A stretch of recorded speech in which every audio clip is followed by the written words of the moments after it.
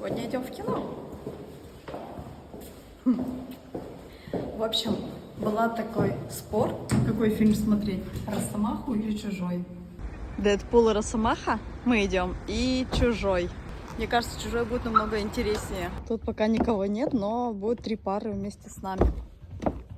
Поэтому аккуратно. Нормально работает? Да. О боже. О боже, о боже, он сейчас это скажет! О боже, он это скажет! Что скажешь? Мстителей Бога! Чё, блин?